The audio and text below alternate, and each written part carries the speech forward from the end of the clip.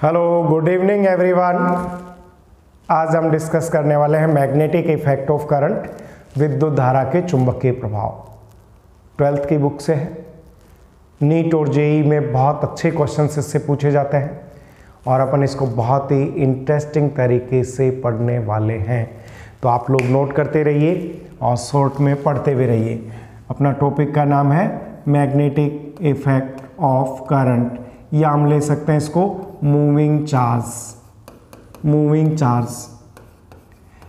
ये कॉन्सेप्ट आपके ध्यान में होगा, इलेक्ट्रोस्टैटिक्स में डिस्कस किया था पढ़ने कि जब चार्ज स्टेशनरी होता है ओनली इलेक्ट्रिक फील्ड प्रोड्यूस करता है। Moving charge can produce magnetic field and also radiates energy. तो मूविंग चार्ज की बात आ गई, इट मीन्स अपने पास क्या है, ये मैग्नेटिक इफेक्ट ऑफ करंट की बात कर रहे हैं।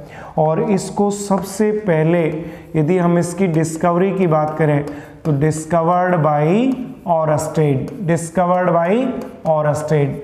ऑरस्टेड ने सबसे पहले एक एक्सपेरिमेंट किया। देखो मैं शॉर्ट में आपको बता दूं, इसने एक करंट कैरिंग कंडक्टर लिया भाई, और करंट किस तरह से, इस तरह से एक्सपेरिमेंट ले लिया। यहाँ पे बैटरी कनेक्ट कर दी, ये की लगा दी और ये रियोस्टेट लगा दी।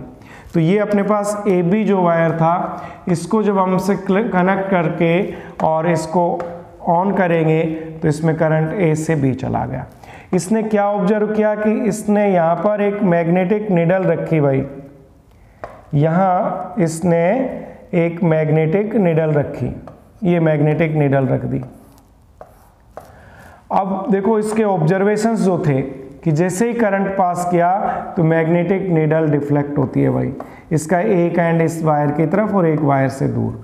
फिर इसने चेक किया कि यदि हम ये प्लस माइनस चेंज करके करंट अपोजिट करते हैं तो पता लगा कि जो निडल यहाँ पे स्टेशनरी थी ये वापस इस तरह से डिफ्लेक्ट तो हुई, लेकिन अब इसका जो डायरेक्शन था पहले से कैसा था, अपोजिट था। पहले से कैसा था, अपोजिट। पहले यहाँ थी तो देखो डिफ्लेक्शन यूं हुआ था और अब डिफ्लेक्शन यूं हुआ है। तो फिर इसने क्या काम किया, इससे करंट को इंक्रीज और डिक्रीज, पहले करंट को इंक्रीज करके देखा, फिर करंट को डिक्रीज। तो जब इंक्रीज किया तो इसका डिफ्लेक्शन भी इंक्रीज हो रहा था और डिक्रीज किया तो डिफ्लेक्शन भी डिक्रीज हो रहा था। तो इस एक्सपेरिमेंट से देखो जो रिजल्ट्स मिले, दो रिजल्ट अपने को इससे मिल गए। क्या रिजल्ट्स मिले? Number 1, when electric current pass through a conductor magnetic field is produce around it. इसके चारों ओर मैग्नेटिक फील्ड प्रोड्यूस होता है। जब चालक तार में विद्युत धारा प्रवाहित होती है तो उसके चारों ओर एक चुंबकीय क्षेत्र उत्पन्न हो जाता है। This is called magnetic effect of current. इसी का नाम विद्युत धारा का चुंबकीय प्रभाव है। फिर इसकी डायरेक्शन हमने देखा किस पर डिपेंड कर रही है, करंट पर। करंट को इंक्रीज किया तो डिफ्लेक्शन भी इंक्रीज हो रहा है। तो फिर सेकंड पॉइंट हमें जो मिला वो क्या मिला, magnitude and direction of magnetic field is depends on magnitude and direction of current.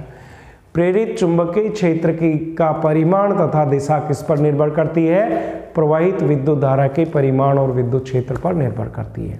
ठीक है, तो अब आपसे पूछे what is magnetic effect of current, तो क्या आंसर दोगे? When electric current pass through a conductor magnetic field produce around it, this is called magnetic effect of current. And next point में आप क्या एक्सप्लेन कर सकते हो, magnitude and direction of magnetic field is depends on magnitude and direction of electric current. ठीक है, जब चालक तार में विद्युत धारा प्रवाहित की जाती है तो उसके चारों ओर चुंबकीय क्षेत्र उत्पन्न होता है। इसको क्या कहते हैं, विद्युत धारा का चुंबकीय प्रभाव कहते हैं। उत्पन्न विद्युत चुंबकीय क्षेत्र का परिमाण विद्युत धारा के परिमाण पर तथा प्रेरित क्षेत्र की दिशा प्रवाहित विद्युत धारा की दिशा पर निर्भर करती है। ठीक है, तो ये सबसे पहले इसने एक बेसिक चीज बताई। और फिर मैं आपको बताऊं कि एक और इसमें कि भाई इसका ये बताओ आप लोग कि जैसे मैग्नेटिक नीडल में एन और एस पोल होते हैं, तो एन इसकी ओर जाएगा या एन इससे दूर जाएगा। तो इसके लिए हमें वापस एक लॉ पढ़ना पड़ेगा, amperes swimming rule. Amperes swimming rule, amperes swimming rule, ampere के तैरने का नियम। इसने क्या किया कि आप इस तरह से इमेजिन करो कि आप इस तरह से तैर रहे हैं कि जो करंट कैरिंग कंडक्टर है इसमें साउथ से नॉर्थ में करंट है, तो आपका जो तैरने का तरीका है मैन किस तरह से, इस तरह से कि इसका हेड और ये माउथ जो है इसका ये इधर रहना चाहिए भाई नीचे की तरफ, और ये फीट ये इसके हो गए हैंड्स, तो ये इसका लेफ्ट हैंड हो गया और ये राइट हैंड हो गया। तो स्विमिंग्स रूल क्या कहता है कि आप इस तरह से तैर रहे हैं कि करंट जो है आपके फिट से आपके हेड की तरफ हो, तो मैग्नेटिक नीडल का जो एन पोल होगा वो आपके लेफ्ट हैंड की ओर डिफ्लेक्ट होगा। किधर डिफ्लेक्ट हो रहा है, आपके लेफ्ट हैंड यानी वेस्ट डायरेक्शन में। इधर साउथ नॉर्थ है तो इधर वेस्ट, इधर ऐसे, ये राइट है तो ये लेफ्ट। और इसलिए इसको शॉर्ट में अपन याद रखें तो देखो ऐसे याद रख लो, snow rule. Snow rule, snow rule का मतलब क्या है कि ये अपने को बताता है कि जो करंट की डायरेक्शन है, कि जो करंट की डायरेक्शन हमें है कि if current is flow from south to north then n pole of needle, n pole of needle deflects over the west, over the west। Snow rule का समझ गए, करंट साउथ टू नॉर्थ हो तो magnetic needle किधर reflect होगी, over the west. इसको Ampere swimming rule कहते हैं। ठीक है, समझ में आ गया होगा। तो ये अपने पास एक जनरल कॉन्सेप्ट था, इससे बहुत ज़्यादा क्वेश्चंस और कॉन्सेंट्रेट उन्होंने इसकी बात बताई कि एन पोल जाएगा या एस पोल जाएगा, तो कैसा इमेजिन करो, है ना। तैरने मत चला जाना कि वायर डाल के उसमें तैर रहे हैं, नहीं फिर नीडल को देखने वाले कोई और ही होंगे, है ना। चलो अब अपन बात करें कि इसका मैग्नीट्यूड कैसे फाइंड करें। तो मैग्नीट्यूड जो मैथमेटिकल एनालिसिस किया था वो किसने किया था, बायो-सावर्ट ने। मैथमेटिकल एनालिसिस, मैथमेटिकल एनालिसिस जो किया इसका बायो-सावर्ट, बायो-सावर्ट। इस साइंटिस्ट ने बताया था इसको कैसे कैलकुलेट हम कर सकते हैं। तो अब हम पढ़ेंगे Biot-Savart law, Biot-Savart law, BSL, Biot-Savart law. ये क्या कहता है, देखो चाहे नोट करना चाहो, this law state that induced magnetic field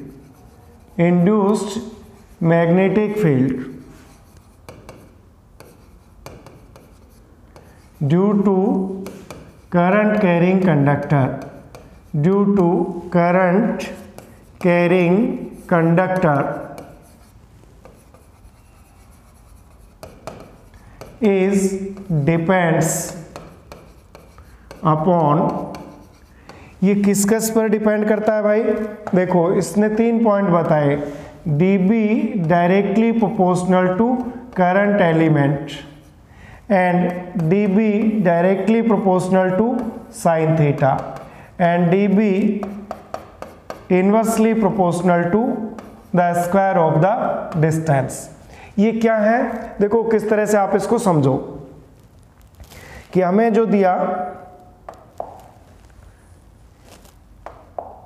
ये करंट कैरिंग कंडक्टर दिया और इसमें ये करंट I पास हो रहा है, clear.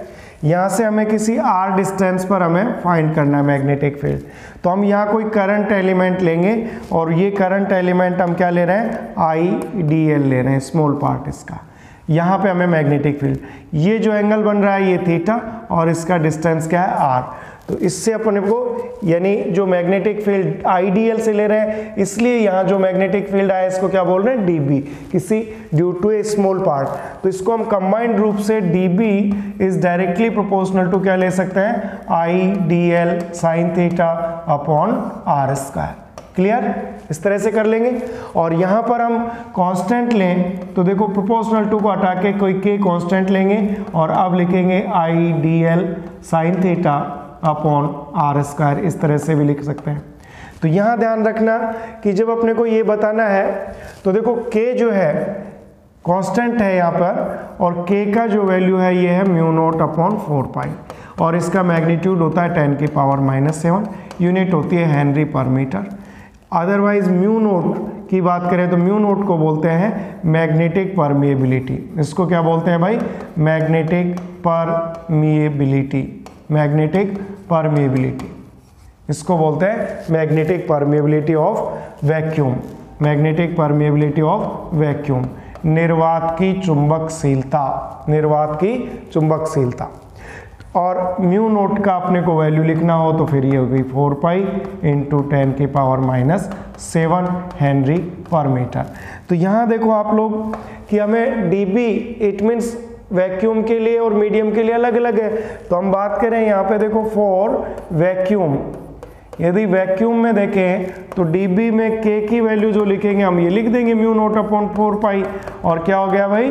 IDL sin theta upon r², ये मिल गया हमें, ठीक है। और यदि हम फॉर डाइलेक्ट्रिक मीडियम या किसी any medium, for any medium, तो हम उस मीडियम का relative magnetic permeability mu r से इनटू कर देंगे और फॉर्मूला ये लिख देंगे IDL sin theta upon r²। और यहाँ पर जो म्यू होता है ये होता है mu nought into mu r. It means mu r जो होता है इसकी वैल्यू होती है म्यू अपॉन म्यू नोट, और क्या बोलते हैं इसको? Relative magnetic permeability, magnetic permeability, magnetic permeability, ठीक है। तो ये अपने पास फॉर्मूला हो गया। आप इसको चाहो तो बायो-सावर्ट लॉ को देखो, ये मैग्नेटिक फील्ड जो वेक्टर है अपने पास, तो इसको हम dB इक्वल टू यूं भी ले सकते हैं भाई, mu nought upon 4 pi vacuum के लिए IDL sin theta upon r² into r cap. देखो ये इसकी वेक्टर फॉर्म हो गई, ठीक है। अब देखो हम इसको किस तरह से, आप जानते हो कि आर कैप यूनिट वेक्टर जो होता है आर कैप, इसका मतलब होता है वेक्टर r अपॉन r। तो हम इसको यूज करें तो अपने पास देखो इसका क्या फॉर्मूला आ जाता है यहाँ पे dB का, dB इक्वल टू होता है म्यू नोट अपॉन 4 पाई, इसको हम लिख सकते हैं IDL cross vector r upon r³, ये भी लिख सकते हैं भाई, ये भी लिख सकते हैं, ठीक है। तो ये अपने पास बायो-सावर्ट लॉ हमने सीख लिया, और अब हम इसको अप्लाई करने की ट्रिक्स सीखेंगे, कैसे अप्लाई करेंगे इसको, है ना। तो इसमें अपन बात करें कुछ पॉइंट्स की, तो देखो यहाँ पे स्पेशल पॉइंट्स ले लेता हूं मैं, कुछ स्पेशल पॉइंट्स। इसमें नंबर 1 स्पेशल पॉइंट्स में ले रहा हूं। फर्स्ट अपन जो बात कर रहे हैं कि जो Biot-Savart law is given for symmetric current. Symmetric current क्या मीनिंग है भाई? बायो-सावर्ट लॉ सममित विद्युत धारा के लिए दिया गया है। सिमेट्रिक करंट यानी इस कंडक्टर में कहीं अलग अलग जगह I1, I2, I3 हो तो हम अप्लाई नहीं कर पाएंगे, एक बात। दूसरी बात है direction of magnetic field. Direction of magnetic field dB is always perpendicular to the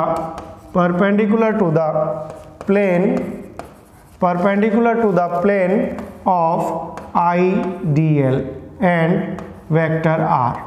IDL and vector R हमेशा B की जो डायरेक्शन रहेगी IDL जो अल्पांश अपन ने लिया था और R इनके तल के लंबवत, perpendicular to the plane of IDL and R, इसके परपेंडिकुलर रहेगी हमेशा। फिर अपन इसके अलावा अपन तीसरा पॉइंट अपन लें कि परपेंडिकुलर तो रहेगी लेकिन डायरेक्शन परपेंडिकुलर इनवर्ड या आउटवर्ड हो सकती है। तो direction of B is determined by the help of Fleming's right hand rules। हम इनको फ्लेमिंग के राइट हैंड रूल से डायरेक्शन को, यानी ये तो पता पड़ गया परपेंडिकुलर है, लेकिन may be perpendicular outward, may be perpendicular inward, लंबवत अंदर की ओर भी हो सकती है, लंबवत बाहर की ओर भी हो सकती है। इसका पता लगाएंगे फ्लेमिंग के राइट हैंड रूल के, फ्लेमिंग के दाहिने हाथ के नियम से, ठीक है। और एक खास चीज, at the magnetic field at the axis